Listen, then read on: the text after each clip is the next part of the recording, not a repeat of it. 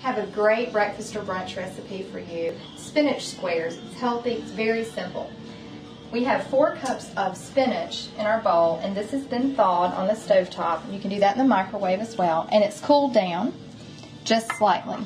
So we want to add to it 2 tablespoons of Earth Balance buttery spread. That's dairy-free, and I use the soy-free version as well.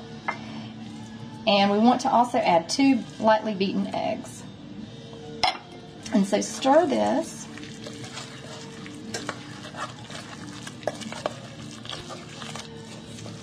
And then we need to add some dry ingredients. So our first one will be 2 flours. We're using a 1/4 cup each of tapioca flour as a starch, and then a 1/4 cup of sorghum flour. And we need 1/2 teaspoon of baking powder, and that's our leavening agent. So these spinach squares will actually puff just a bit. We want a 1/4 teaspoon of sea salt, a 1/4 teaspoon of black pepper, and you can add all your dry ingredients before you stir. And the flour will give this dish body, so they're sliceable squares. These are great for brunch. And when you get your dry ingredients completely incorporated, the next step is to add 1/2 of a cup of a plant milk, a non-dairy milk, and I'm using a 1/2 cup of coconut milk, which does not have a coconut flavor, so don't worry about that. So you add this in, and then we want to gradually stir. You could use rice milk or any other oat milk or flaxseed milk, whatever you like that's dairy-free.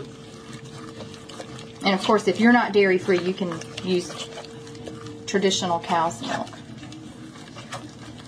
And our last step is to add a cup of vegan cheese shreds. And these are, I use Daya shreds, and you can use mozzarella cheddar. I'm using pepper jack for a little spice. You just fold these in.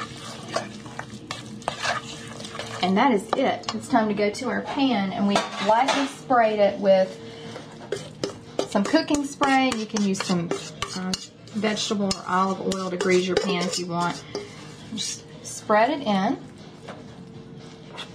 and it goes into a 375-degree oven for about 30 minutes. You can have this dish done in about 45 minutes tops.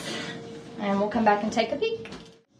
It's been 30 minutes, and our spinach squares are ready to take out of the oven.